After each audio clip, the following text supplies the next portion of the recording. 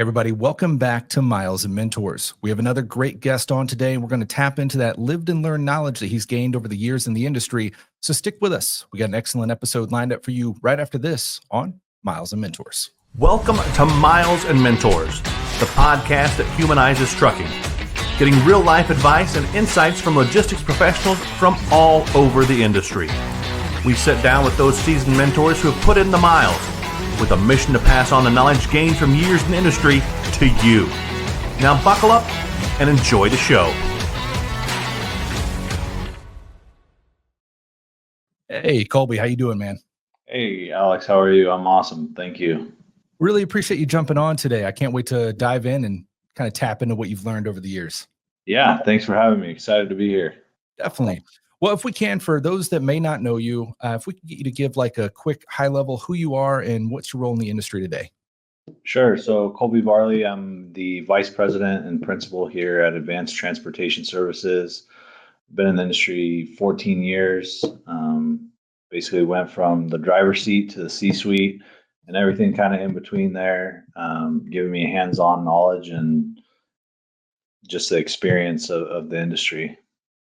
I love that, man. And that's perfect for this show because that's what we're really trying to tap into is those individuals kind of entering the industry with, the drive and the motivation to turn it into a career and kind of grow. So can't wait to tap into what you've learned along the way and how it can help them. Absolutely. Ready to share.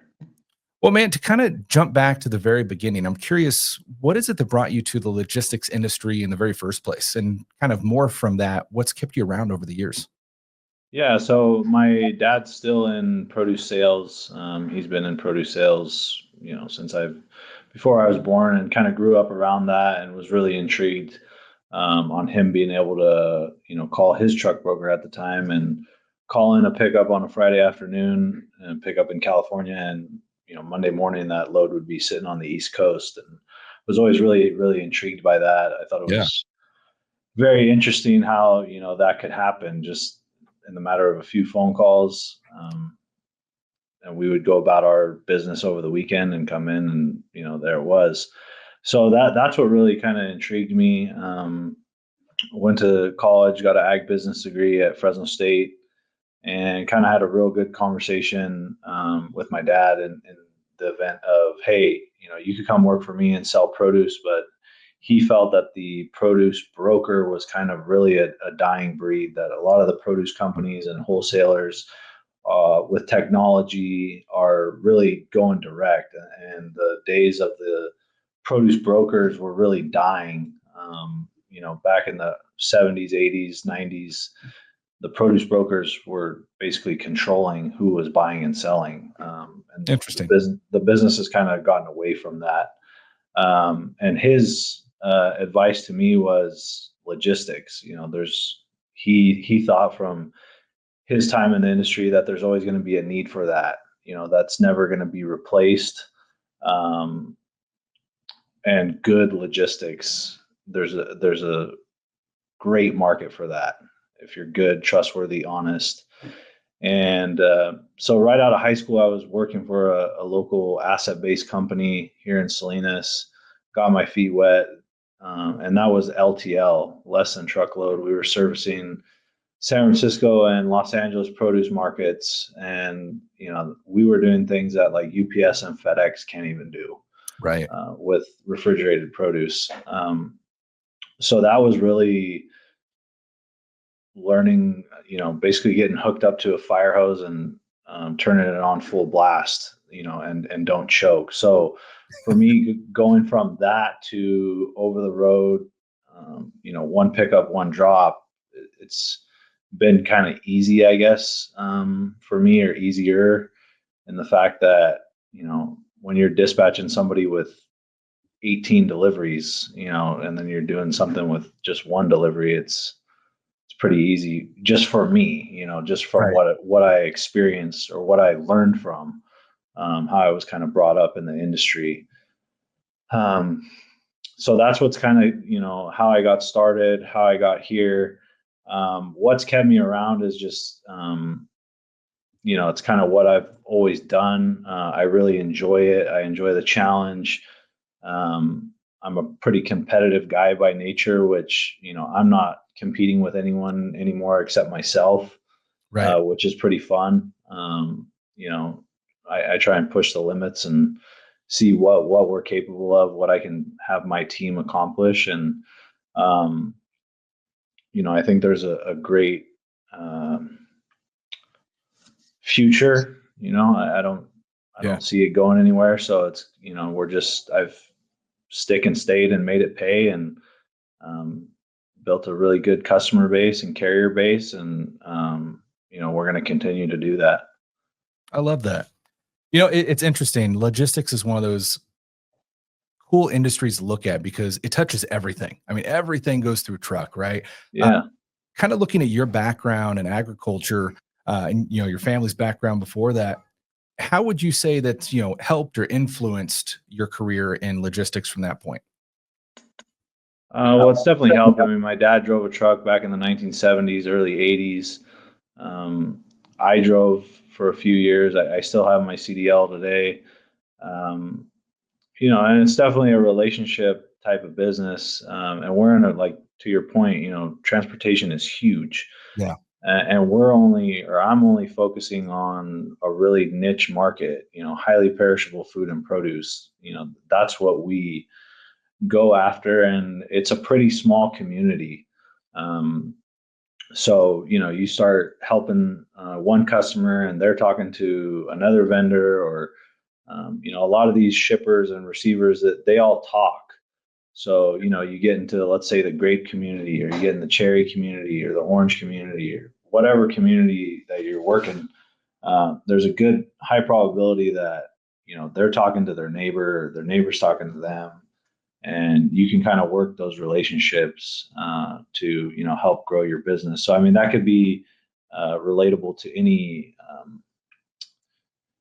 kind of good or produced item, that's getting trucked, whether it's toilet paper or firewood or charcoal, or I'm sure everyone kind of talks in those different industries.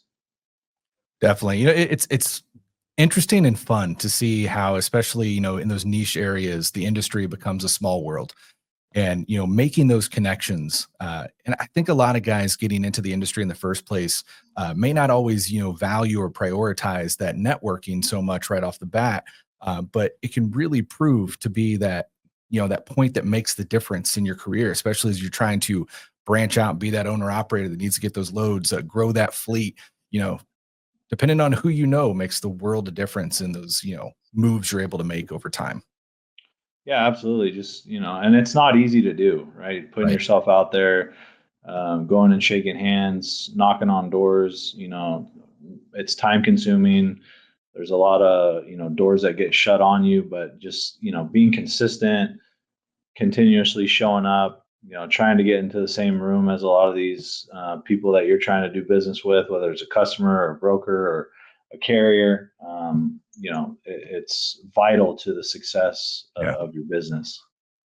Yeah. It's fun because, you get into networking, people, start to have those conversations, and may not seem like it's going to go anywhere, but maybe, 10 years down the road, it's like, damn, I'm glad I knew that guy. That Yeah, worked out. yeah, yeah. Just, and not everything needs to be a hard sell. Right.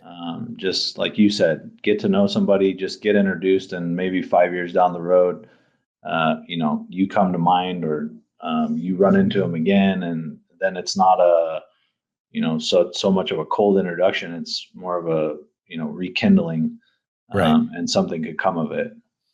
Definitely. I mean, between that and even the kind of ripple effect, I guess, expanding your network kind of blindly expands you to their networks, right? Because you never know when they're going to be in a conversation with somebody and think, oh, you know what? I know Colby over here and he does this. He'd probably be a good guy to talk to about that. Yeah, absolutely. Or to your point, someone's having a conversation and they're talking about whatever you do in the industry, and they're like, hey, I'm using this guy, and the person they're talking to has met you, and didn't really realize that the caliber that you can operate at, and that conversation could spark something to get you in the door. Yeah. Well, man, you're one of those guys that's kind of done it all. You've gone from that position and being a dispatcher all the way to the VP spot. And it's interesting to see, when you look back over the time, how each position you've been in, each experience you've had is kind of added to who you are and how you're able to perform today. From the experience in those positions you've had through your time in the industry, how do you feel that's really prepared you and set you up for where you are now? Uh, it's invaluable. I mean, the hands on the wheel approach, is I kind of have named it. It's definitely invaluable. I mean, whether you're talking to a driver, a carrier, a customer, a receiver, um, when you get on the phone with them, any kind of situation, it's like, oh, I've been through that, or I know how to fix this, or whatever the case is. Just you have those real life experiences doing it yourself, and having that kind of in your back pocket ready to go is just, like I said, it's invaluable. I mean, I don't know if I would be where I am today without it. It's just, Definitely. it's crucial in my opinion. So, for guys getting into the industry and looking at kind of what route in the industry they want to go, what do you think some of the biggest challenges are moving into that, reefer load or perishable freight lane? And how do you go about handling those challenges? Yeah, so some of the challenges, obviously, if you're going to be venturing off into a new space, probably my best advice would be try and align yourself with someone that's already doing it, that's Mm. really good at it. Yeah. And just be open with what your intentions are, and that you don't know a lot of details about that, but you have the basic understanding of transportation. I mean, if you know how to drive a truck, it's just a matter of how to operate the reefer and how to load the produce and make sure that your chute's in good condition. Like, there's just some certain things that you need to learn, but for the most part, I mean, you're still driving down the road and taking that stuff to get it delivered somewhere. So I think that's probably the main thing, is try and get yourself with a company that's doing what you want to be doing Right. and that's really good at it. And that's probably going to be the best way, the best and fastest way to get the information that you need to, if you want to go out on your own, be successful. Definitely. Do you feel like kind of those reefer loads, those perishable freight lanes are more of a difficult area to run a business in and be successful? I I really don't. And the only reason I say that is because I don't really know what it takes to do a heavy haul or an over dimensional or dry van or tanker, hazmat. I have zero experience. So I don't want to say that it is harder or not, because I really I don't know. I've never done um, any other kind of trucking. For sure. So yeah, I mean, and I'm sure if you ask somebody that's an expert in hazardous liquid bulk, they would probably tell you the same thing, like, oh, I would never do reefer, or it's too hard, or Right. whatever. So it's what we know, it's what we do. We've been an industry leader and tried to be the best Definitely. in our little niche. So I don't know, I don't think it's any harder probably than any other trucking. I mean, No, that's a fair point. I think it's probably one of those things where, uh, every lane of trucking kind of has its ups and downs and its yeah, challenges that comes along with it. absolutely. Looking at the factor of like sustainability within the industry, with ATS, I'm sorry, ATS, Advanced Transportation Services.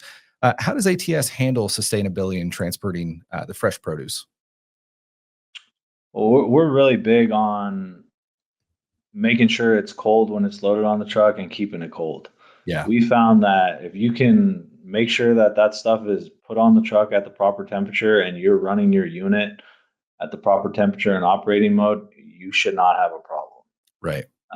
So it's kind of those really preparation steps to make sure that, getting your reefer serviced, once or twice a year, make sure it's, calibrated. Um, that's a big one.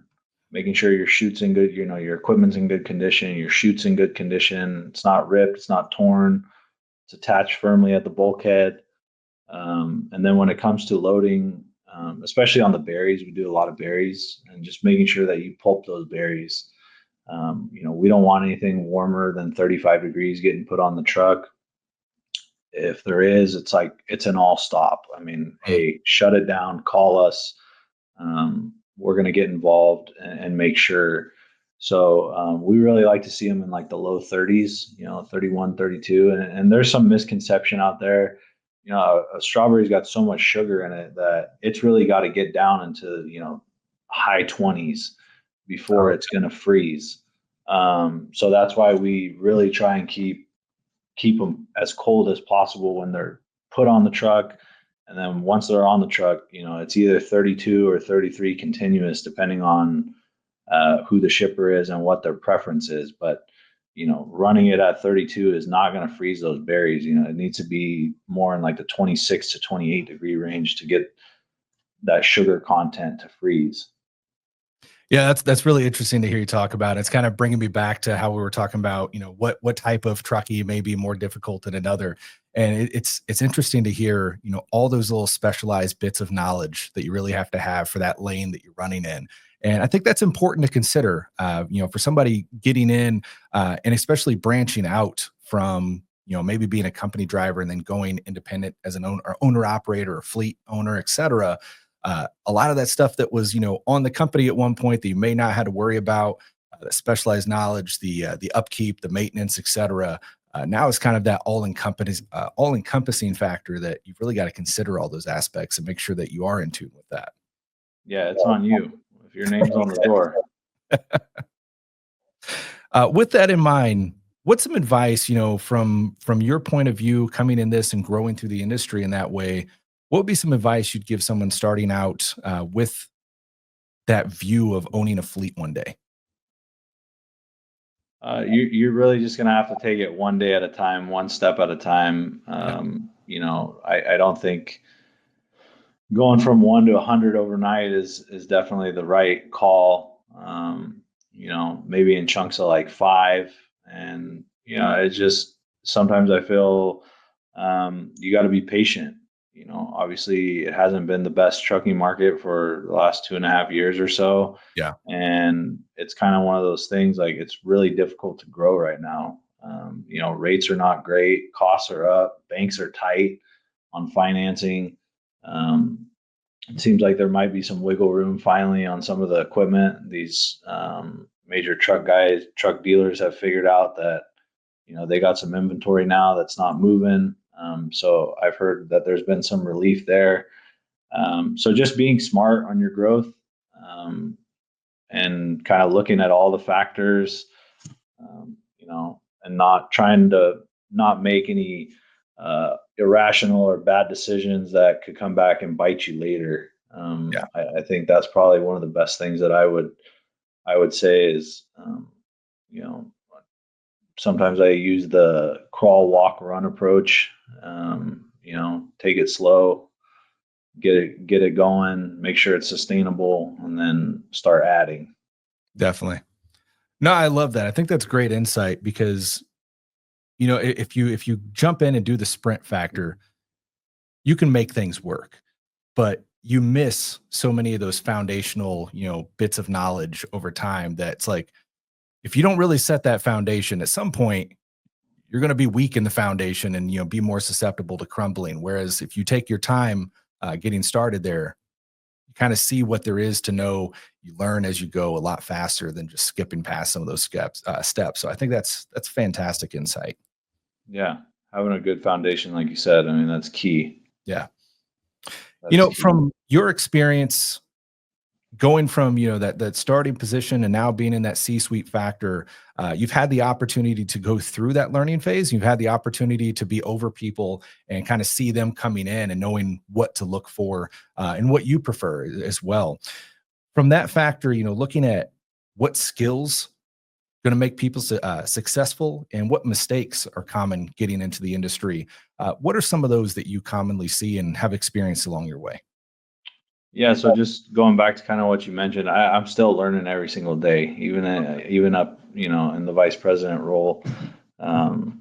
seems like there's a lot more issues that come across my desk to get solved. So I'm definitely learning still every day.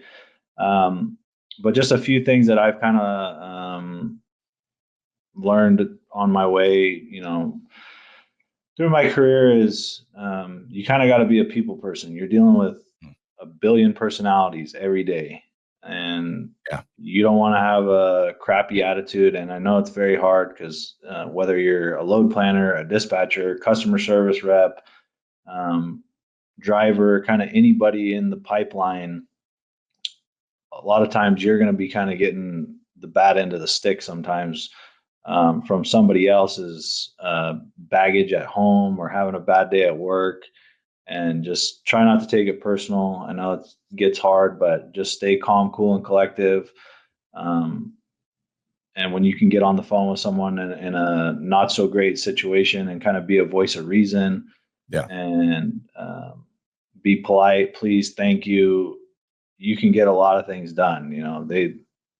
I could tell you so many countless times, oh, we're not going to receive you, we're not going to load you, whatever. And when you get on the phone and ask nicely and explain what's going on, and hey, it's a freak deal, it's nobody's fault, whatever the issue is, you can get a lot of things done. So being able to kind of massage people when they're not having such a great experience, that's been really key to my success. I kind of learned that early on, don't blow up on them. And then, I always kind of go back to sometimes when I was starting out early, I would really try and force something, like trying to put a square peg in a round hole and Yeah. really just trying to force it in there. And sometimes it's better to just say, hey, you know what, let me step back a minute. And whether you're load planning, dispatching, whatever it is, and sometimes you just really got to let it develop. You got to let all the cards come in before you start going in a certain direction. And that can be kind of hard. Obviously, when I was younger and didn't have as much experience, you get kind of nervous, like, hey, I got to get all this kind of covered and want to make sure. And then you get down to the end and it's like, hey, you know what? I shouldn't have done it this way. I should have waited and Right. just let all the cards come in, because now I already sent somebody on their way. And I could have just left that truck there and he could have been my safety valve, and now you got a truck that didn't get unloaded, and it's just, you had a truck sitting there, but since you rushed it, now your safety valve is no longer there. Right. Yeah. Yeah. So many great things there. I love the fact, you started that out talking about, you're still learning every day. And I think that's, invaluable to realize that that's the necessity, right? Like there's always something to learn, and you're never going to grow any farther unless you continue to learn. Because even as you get to know it all, like the industry changes Yeah. day by day. So if you're not keeping up with it and kind of, forecasting and looking what else there is to learn and improve on, you're really setting yourself up for failure there. And I think, especially for guys getting started, imposter syndrome is a big factor. And Absolutely. not letting that sink in, that everybody's out there learning as we go. We're, trying to make the best of it. And the nice thing is, even if you don't get it 100%, you're better set up for next time. Next time you face that situation or something similar, now you have that base to go off of. Yeah, absolutely. Always learning, and just be honest. If you're new and you don't know, I mean, that to me is one of the things that happens that just kills me, is like something happens, and whether it's a night dispatch or a driver or somebody that hasn't been on our program for a while, they make a decision and then it's not the right one, and then they come back and it's like, hey, let's break this down. Here's what happened. Here's the decision you made. Like, can you explain why? Oh, well, I didn't know. Okay, well, you got to raise your hand. It's like school. You don't know, put your hand up, get help. So that way you limit kind of those mistakes, and you'll learn a lot faster. I know there's some that say like, hey, you're not going to learn unless you make a mistake, but I think kind of in our industry, with the repercussions being so large and expensive, by making the wrong decision, it's better to just Oh yeah. make a phone call or a text or something. I mean, 100%. Especially with somebody going from that maybe company driver to branching out on their own. As we've talked so much, like logistics in general can be a very lucrative career. You can make a lot of money in it, but it also costs a lot of money. And, mistakes can cost you a lot of money. And if you make too many of those mistakes early on, that can cripple a company really fast. Yeah, absolutely. To your point, you can make a great living, but also there's a lot of risk, a Yeah. lot of risk. Um, Sometimes I don't think, to your point, going from maybe a company driver to owner operator or trying to open a brokerage. I mean, you better pay attention when you got a $300,000 load of blueberries on the back, Right. I mean, and that's really like, in our industry, it's pretty high, but you can go talk to somebody that hauls like electronics or makeup or Yeah. something else, and you're in the $500,000 to $1 million cargo. Yeah. But that's a different aspect. But just the amount of money that you're signing for, you're responsible for that now, getting it there. So be smart on your insurance, be smart on your margin. Definitely. So It's kind of making me think back to, that factor in the discussion we're talking about, the continuous learning and kind of making those split second decisions. You talked about some, new drivers maybe making a decision that was wrong that could cost the company, and thinking definitely within business, but even just in life in general. I've come to be a person I respect more if you're just honest with me and tell me you don't know something, but you're going to figure it out, versus just pretending that and going full steam ahead. Uh, and I think definitely in the absolutely. business world too. I mean, that kind of where the whole consultant position comes from, right? There's Yeah. times that you just need to get some professional advice and say, hey, this is more than an ego thing. There's a company behind this. There's money as repercussions here. What is the best route forward? And I think there's, definitely so much value to kind of pausing, reflecting, and making the most strategic move forward versus just hoping it's the right one. Yeah. If you don't know, ask, and don't be scared to ask, and don't be ashamed or embarrassed. In your time through the industry, you've been in several different positions at this point. What would you say, which role challenged you the most, and what did you learn from it? Um, I, Sales is pretty challenging. Yeah. Sales and having your own book of business with your own carriers. You're dealing with both sides of the equation. So I'm trying to fight for the carrier to get the most amount of money possible for them. Obviously, I need them to be profitable. I need them to stay in business. And then on the other side, you got a customer that's trying to put downward pressure on you because of the market conditions, and they're getting 10,000 phone calls a day, and you got to stay competitive. So having that happy medium to where you can be able to charge just a little bit more than the other guy, but Yeah. you're providing more value than what you're upcharging them for, and making sure that you continuously provide them with better service or more value than what they're paying for, and trying to translate that down to your carrier group to provide us with the best service and value. Um, that's pretty difficult. That's pretty difficult to do. So being able to do that consistently, day in, day out, year after year. um, we have a high standard here that we try and achieve. Our customers know that, and Right. just keeping that bar really set high, and always trying to meet it or exceed it. Um, that's pretty difficult every day. Definitely. Now, I think I read online that you're bilingual. Is that correct? Yeah, I do speak a little Spanish. Awesome. With that in mind, do you feel like that's helped you in this industry, or is that a valuable skill to have in your opinion? Yeah, so it's been invaluable to me. Obviously, I took high school Spanish, so I mean, I knew a little bit. Sure. But the asset-based company that I worked for, 99% of our drivers were Spanish speaking.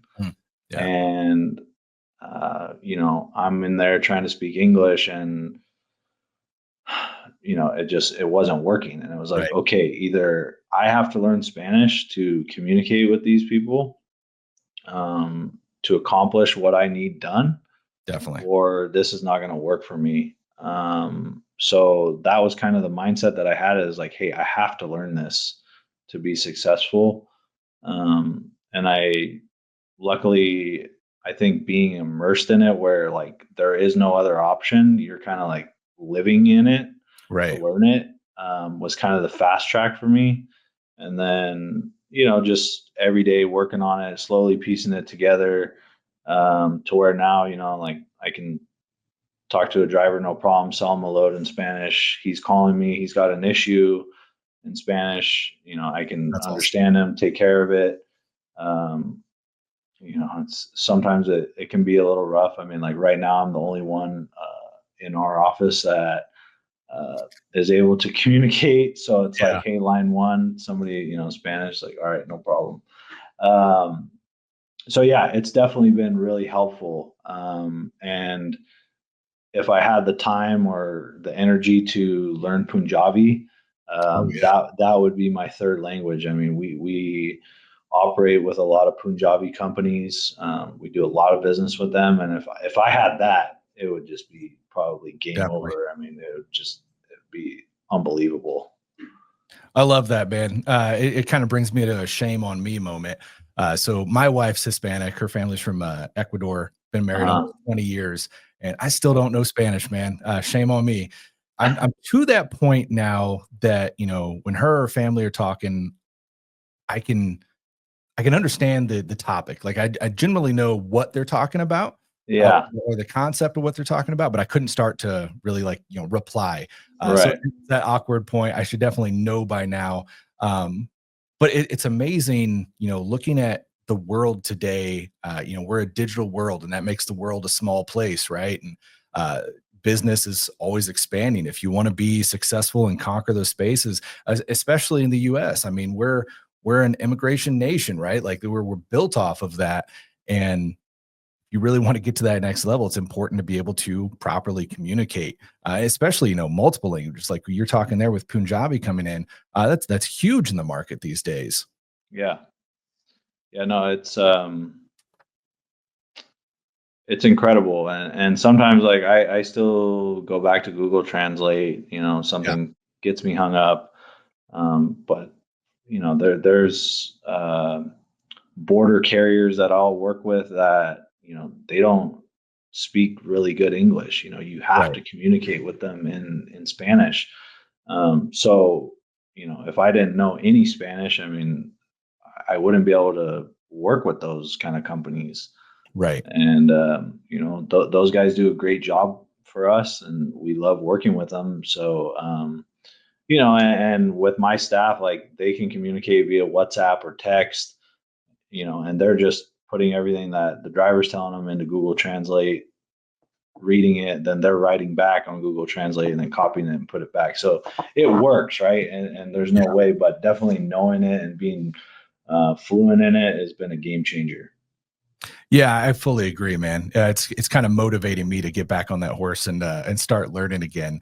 I think there's some really amazing technology out there now. Definitely Google Translate. I was even seeing on TikTok the other day, they've got like earphones you put in. It's supposed to translate in real time. And Wow. I think that's pretty cool. And they'll probably get better over time as well. But I think we've all experienced. I know sometimes we'll put stuff into Google Translate. My wife will be like, I mean, that's what it says, like word for word, but that's not really how it, Yeah. what it means or whatever. And it just makes me think, at that point, if you don't at least have like a preliminary understanding of the language, you really want to risk like business decisions on that, putting out kind of the wrong, like, well, I didn't mean that. Yeah. Well, and I think to that point, when you're starting to communicate via like Google Translate, Yeah.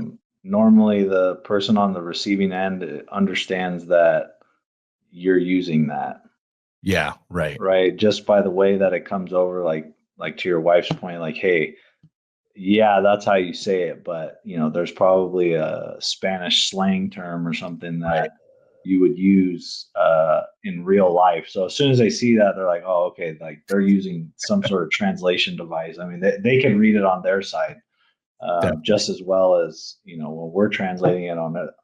And it goes both ways, right? Something that they tell us or whatnot, and then we go to translate it, and it's like, okay, that's what it is, but it comes up as like a different term, Right.